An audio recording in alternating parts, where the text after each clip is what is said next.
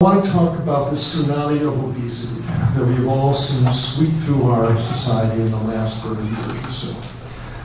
We see obese people everywhere, and there's an attitude with, well, we're fat, doc. That's who we are now. Americans obese, and get used to it. You got a problem with that, that's your problem. A little bit of a cavalier attitude to it.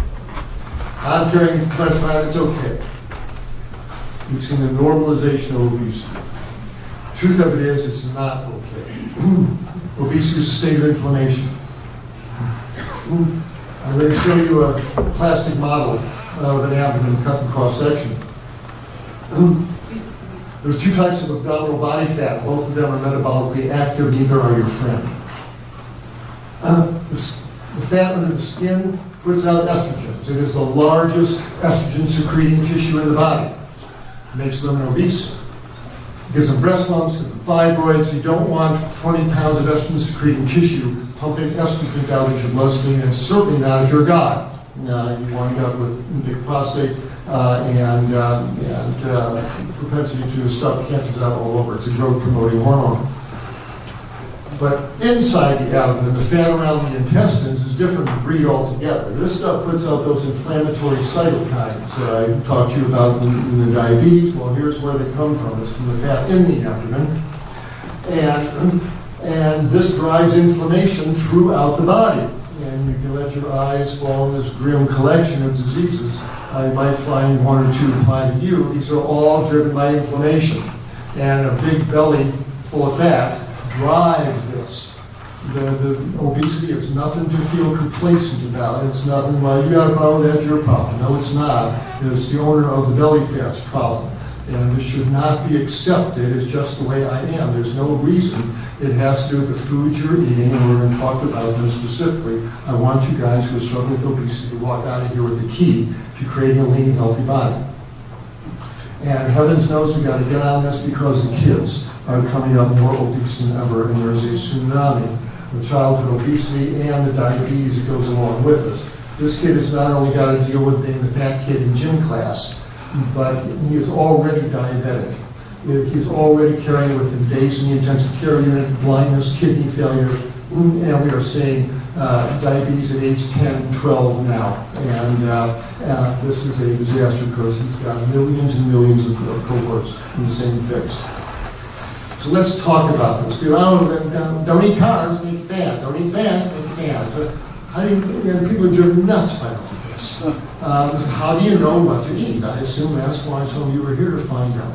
So here's the story on how it works. My gift to you. Our body is always burning both sugars, which are carbohydrates in plants, and fats. We're always burning both fuels.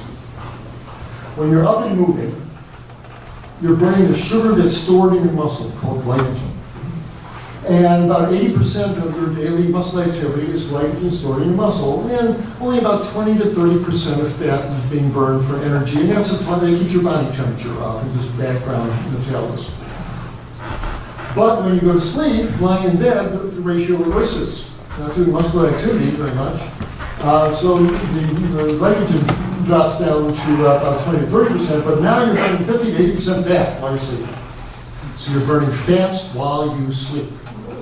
Now, you're always burning between 2 and 5 grams of fat per hour while you're sleeping. Okay? So what's 5 grams? A penny weighs 3 grams. Okay? So you're burning about a penny's weight of fat every hour while you sleep. Okay. Now, the key to understanding this is, and I've got obese vegans, I've been vegan for 5 years, I'm still headed. Why? Here's why. The concept is called oxidative priority. And what this means is that sugars are easier to burn than fats. Sugars are easier to burn than fats. So if you eat sugars and fats at the same time, or within 4 to 6 hours of each other, it takes about 4 hours to deal with the sugar load. If you eat sugars and fats at the same time, you will burn the sugars and you will store fats. Like this in 10 per second, if you eat fats and sugars at the same time, you're going to burn the sugars and store the fats. Oxidative priority. Well, look at all that fat-sugar combination in the standard American diet. Hamburgers, fries, and shake. You're going to burn the sugar in the bun and the starch in the potatoes. Sugars and starches are the same thing. Starches are sugars all linked together. But you're going to burn the fat in the eggs and the cheese and the meat and the vegetable oil. The chicken and the fries, you're going to burn the sugar in the fries, you're going to store the fat in the chicken. Ice cream is fat and sugar. You'll burn the sugar and store the butterfat. Okay? Pour oil on your pasta. You're going to burn the sugar in the pasta, you're going to store the fat in the oil. All-American breakfast, bacon, eggs, and toast. You're going to burn the sugar in the toast. You're going to store the fat in the eggs and the bacon. Have a peanut butter and jelly sandwich. You're going to burn the sugars in the bread and the jelly. You're going to store the oil in the peanut butter. Say potatoes, all-American dinner. You're going to burn the sugars and the starches in the potatoes. You're going to store the fat and the beef. Pizza is made for weight gain. You're going to burn the sugars in the crust, and you're going to store the fat in the cheese and the meats. We, in America, are eating this fat and sugar combination all day. No wonder we are packing on the pounds and becoming so obese. That's what we're eating, fat, sugar, fat, sugar, fat, sugar. We burn the sugar and store the fat. So how about my overweight vegan? Well, they're eating almond butter sandwiches with jelly. They're putting vegetable margarine on their baked potato. They're pouring oil on their pasta. Yeah, you're going to wind up an obese vegan doing that. And you'll wind up upset like she is. Okay. So when the paleo folks say, oh, don't eat carbs, make you fat, really reflects a lack of understanding of this basic physiology. What they're watching is if you eat the carbohydrates at the same time as the fatty meats, you are going to watch the sugars facilitate the storage of the fats in the meat. That's why they're so down on carbs, because they promote storage of the fat that they're eating in the meat. Sugars puts oil on a pasta.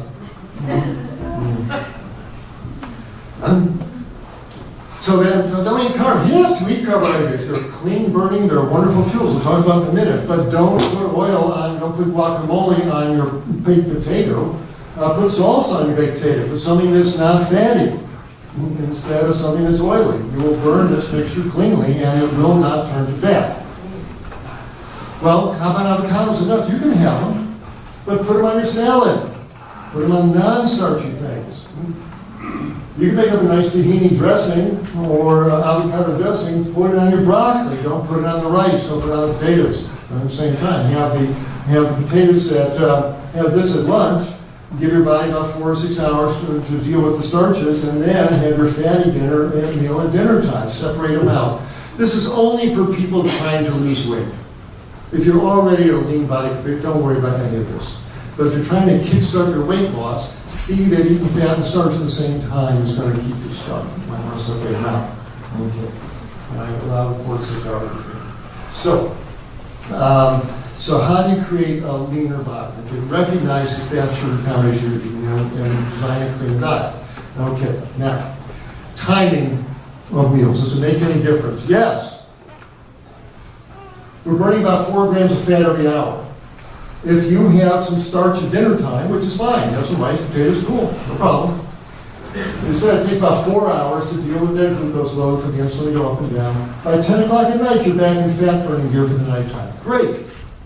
But if at 10 o'clock at night you have something sugary, now it's going to take another 4 hours to deal with that sugar load. So you don't get back in fat burning gear until 2 in the morning. So you've blown 4 good hours of fat burning. So if you're trying to lose weight, nighttime noshing is a no-no, okay? You're done with eating by 7 or 8. If you have a cup of tea or something in the evening, but don't dump a bunch of sugar down your gullet there, because it's going to slow down the time you get the fat burning through, okay? How about the other side of the clock? And this is just for the weight loss folks. We're told, it's breakfast the most important meal of the day, not eat it. Yeah? Nonsense. When I ask for sugar, but when I ask in my office, when you first get up in the morning, are you famished? Man, are you so starving you can't wait to get to that breakfast table and start shoveling in food? Most people say, I'm not really hungry anymore. There's a good reason for that. Your body's been burning fats all night. Just because the sun came up, it's perfectly happy to keep burning that nighttime fat next to all morning. But as soon as you have something sugary in the morning, as soon as you have the toast or the smoothie or the cereal or the fruit, as soon as the sugars hit your bloodstream, sugar is much easier to burn than fats. The nighttime fat burning comes to a screeching halt. So, knowing that, and that most people aren't hungry in the morning, breakfast is irrational. And here's the guy who made it up. His name is Edward Bernays, and he was hired in the 1920s by the Beach Nut Packing Company to increase their bacon sales. So he started the first national advertising campaign. Dr. says you have a hearty breakfast, eat bacon and eggs in the morning, bacon and eggs in the morning. And it became a meme, and this is where it all began. There is no science behind this whatsoever. And you know this because you do not burn breakfast for energy, because you know you could, not saying to do it, but you could get up in the morning, put on your walking shoes, get a glass of water, and go for a 2-mile walk. You could. If you haven't had breakfast, where'd the energy come from to walk those 2 miles? Where the energy came from is the glycogen stored in your muscles from the potatoes you ate 2 days ago. Okay? You're just burning down the glycogen and then repleting it, but the sugar's already in your muscles. You don't need to burn breakfast. You don't have to eat breakfast. Most of this builds up your glycogen stores. The whole idea that the most important meal of the day is nonsense. And if you're trying to lose weight, the folks down at USC and other folks researching fasting chemistry are telling us, listen, you weren't hungry in the morning, ride that all morning. Keep that fat burning going all morning. Instead of stopping with a bunch of sugars, it's called intermittent fasting, just drink water till noon. Nice thing to do. And you're going to have an extra 4 hours of fat burning until noon. And at noontime, let the soups and salads and greens and all the good stuff start flowing into your body. So feel free not to eat breakfast unless you're hungry. If you're hungry, by all means, can't open the food, oatmeal, great. I'm not saying be hungry anymore. If you're not really, listen to that. It's your body telling you don't need to shovel in much fat sugar just because the morning hours have come. And from this, you can imagine that smoothies are not your friend. If you're trying to lose weight, that brings the halt to the fat burning immediately. And certainly the all-American breakfast of fat and baby calf growth fluid and a bunch of sugar is going to keep you stuck and you wind up like her. So you folks struggling with obesity, let's have knowledge to understand the principles. You want to become obese? Here's the recipe. Eat fat and sugar at the same time.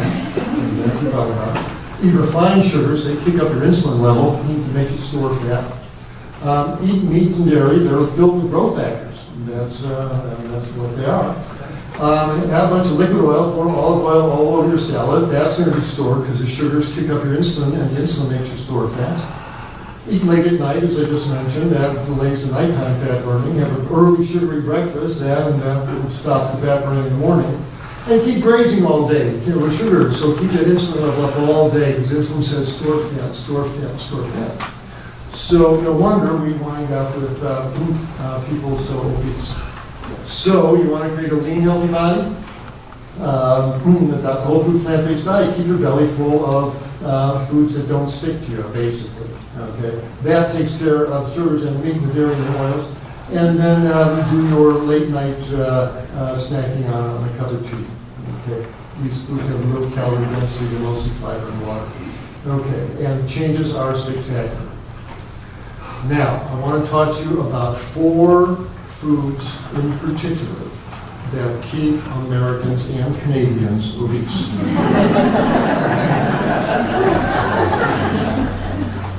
Number 1, products made from that white fluid that comes out of udders of cows. As I said, I did most of my growing up at my uncle's dairy farm in Wisconsin, and milking cows for 6. And we're told, oh, they're healthy for you, making perfect food, build strong bones, best source of calcium. It's white, it must be pure. Reality check. The purpose of cow's milk, really, is to turn a 65-pound calf into a 700-pound cow. As rapidly as possible. Cow's milk is baby calf growth fluid. That's what the stuff is. And people, everything in that white liquid, the hormones, the lipid, the sodium, the protein, the growth factor, everything is in there to blow that calf up in a great big cow, or it wouldn't be there. And whether you pour it on your cereal as a liquid, whether you churn it into butter, whether you coagulate it into yogurt, whether you ferment it into cheese, whether you freeze it into ice cream, it's baby calf growth. You're trying to lose weight, these can't. But very importantly, hear this. Cow's milk is a lactation secretion of a large bovine mammal that just had a baby. And thanks to modern dairy, she's already pregnant with her next calf. On my uncle's farm in the 50s, when they impregnated the cow and made her pregnant with the next calf, she stopped lactating. She dried up for a couple of months. Well, that takes the prize milkers off the dairy production line, and that's unacceptable to today's modern dairy producers. So they GMO'd the cow, so now they will lactate, now they will give milk all the way through the next pregnancy.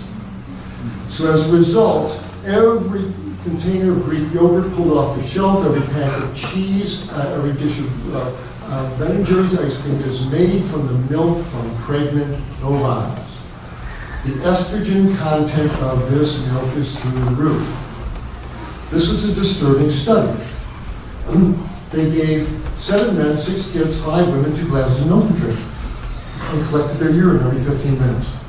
Within 15 minutes, their urine is poured with estrone, progesterone, estradiol, estriol, pregnadiol. These are official, active mammalian estrogens. These are not the puny little phytoestrogens in sewing. These are official mammalian estrogens. What happened? The testosterone level in the boys and the men decreased, and the researchers were concerned that sexual maturation of prepubertal children could be affected by ordinary intake of cow's milk. You think?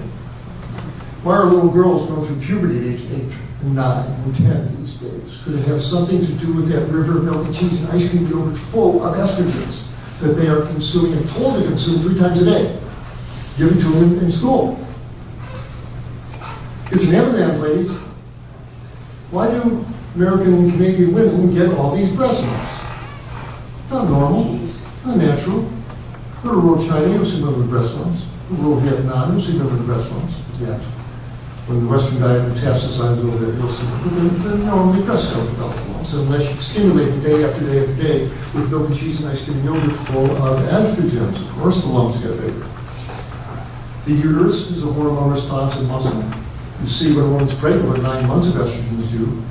Well, when she's not pregnant, and she's running all the pregnadiol and all the estrogen, estrone, estriol through this uterus, it responds still, and they spin out these tumors called fibroids that make the woman bleed, and she winds up anemic, and the surgeon says, lay down on the table and open your abdomen and take out your uterus. Why did I get these fibroids? We don't know, they just seem to happen. They don't do hysterectomies for fibroids in rural China yet. The female breast is not the only breast to respond to estrogen, gentlemen. The male breast responds, and the guy sitting on the couch shoving in his deep dish pizza and his nachos there, hey, where get these man boobs from? Fella, you're eating cow estrogens. What do you think's going to happen? And every 100th case of breast cancer is a man. It used to be that way. Have another nacho, guys. So I tell them, you're trying to lose weight, trying to get yourself healthy. I say, look in the mirror. If you look in the mirror and you see this, then by the way, enjoy your milk. You have some ice cream and you're cool.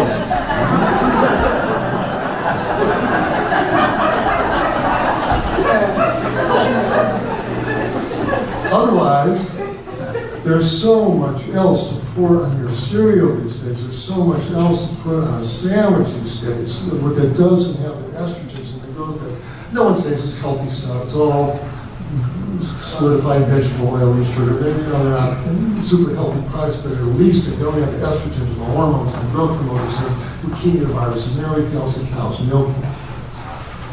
What about Jones? The dairy industry has American women terrified not to drink milk because if you get calcium, bones going to fall apart. You'll get osteoporosis and break your hip. Don't blame us, we told you. Osteoporosis is not a disease of calcium deficiency. Never was. Americans eat, and Canadians eat more calcium than anyone else on planet Earth. If there's a calcium deficiency, you wouldn't see osteoporosis. And it's more rampant here than Earth. Taking calcium pills does not reverse osteoporosis, not prevent it. Drinking milk does not prevent it. It's not a calcium deficiency. It's not what the disease is, despite what you've been told. Osteoporosis is largely disuse atrophy of the bones. Use your muscles, they get stronger, you stop using them, they atrophy. Use your bones, carry weight, carry firewood, carry baskets of vegetables like we used to do. Your bones stay strong. You stop using them, they atrophy. Osteoporosis largely disuse atrophy of the bones. We used to spend our days like this. And every step you take with a weight on your shoulder, a little while, weight goes down your hips, down your spine, and your bone cells respond, and they spit out new bone. It's called Wolff's Law. These people never get osteoporosis if they stay active. But nowadays we sit. Get up in the morning, we sit. Go to work, we sit. At work, we sit. Time for lunch, go to the cafeteria, the restaurant, we sit. Go back after work, we sit. Time to go home, get on the bus, train, you sit. Walk in the door, turn on the TV, you sit. You go to the dinner table, you sit. You go watch the news, get depressed, you sit. You go answer an email, you sit, and you go to bed. You become sedentary as a result of bones that are solid. You want to get your bones stronger, get yourself a little $30 weighted vest, or a little 8-pound weight there. You put that on, go to the post office, wear it every day, every step you take a little while, the weight goes down your spine, makes you stronger. Fast food diet will not feed your bones, and things that we do, too much salt, sugar, and collagens is also makes our bones okay. So we stop doing these things and eat a healthy diet and do a little weight bearing exercise, bones get stronger. I went into all this on my website. I did a webinar called Healthy Bones. Went into this in great detail, and I go to my website, Klaper.com. That's the webinar. Okay, so if you're trying to lose weight, stop kidding yourself about cows and milk products. Milk and cheese and ice cream yogurt are keeping you stuck. Processed oils, Mediterranean diet, healthy, aren't healthy. Yeah. Olive oil is liquid fat in the bottle. That's what it is. It's the white sugar of the fat world. Not particularly healthy about it. It has as much fat as animal fats. If you're trying to lose weight, you're pouring oil on your food, you're kidding yourself. See, there's nothing heart healthy about it. It actually makes the arteries stiffer and does not prevent heart attacks or stroke. Everybody, the olive oil group and the non-olive oil group and the Mediterranean side, both of them got fatter and had heart attacks and strokes and cardiovascular death. The Mediterranean diet does not reverse disease. Okay? Pouring oil on your food does not suddenly make them heart healthy. Okay? You're not making the salad healthier by pouring oil on it. Okay? She's about to hurt herself, even though she's had a salad on which she's poured olive oil. Magic. It does not make your diet healthier. Okay? It's not a health food. Pouring oil on your food is more oil on your food. Well, then, what do I stir fry my vegetables in? What do I use for salad dressings? You can stir fry your veggies in anything that's wet. Vegetable broth, a couple tablespoons last night's vegetable soup. You can dice an onion, add some water, make a slurry of it. Anything wet will work. You don't need oil. And when you stop using oil, the vegetables taste so much better that when you eat vegetables fried in oil, you'll find them disgusting. The oil, you want to taste the vegetables. Salad dressings without oil, easy. We do them 3 times a day at our clinic. You take some vegetables from the salad, some carrots and celery and broccoli, and onions, throw in a blender. A cup of water, a couple of walnuts, piece of walnuts, sugar, broccoli, salad dressing. Put it on the salad. And just do a search on non-oil vegan salad dressings. Your screen will fill up with recipes. Little flavored vinegars, lots of things to pour in your salad. Third thing to keep you stuck are is sugars and flour products. Now, sugars and starches will not turn into fats. You can't do that. The body will, that is so metabolically expensive, the body will not turn sugar into fat. Can't happen. That isn't the chemistry. But what the sugars will do, however, is jack up your insulin levels, and that will make you store fats. And insulin will, in turn, is pro-inflammatory and set you up for diabetes and heart attacks, etc. And if you weren't eating fat, you'd have to eat pounds of fruits all day, and so you need some fat in your diet, so you have to eat so much sugar. Now, the problem is not a teaspoon of honey in your tea or maple syrup. That's the proper use of flavorings of sweeteners as a flavoring. One pass through your muscles, it's gone. The problem is eating sugar as a food. Who eats sugar as a food? Who sits down and has a sugar, eat sugar as a food? Well, I know some people eat sugar as a food. This is what sugar is food. Because eating sugar as a food, eating sugar as a food. Anybody else eat sugar as a food? Sugar is a food. It was never meant to be eaten as a food. It's a flavoring. This is eating sugar as a food, eating sugar as a food. That is the problem. This cranks your insulin levels up through the roof and makes you store any fat in your bloodstream, even if you've added milk and frozen it in order to put fizzy water in it. Okay. So eating flour products is eating more sugar, and I'm not a big fan of flour products. Okay. So sugars do not turn into fat, but they will make you store the fats eaten with the sugars. Okay. And they can prevent you from burning your own fats if you allow sugar.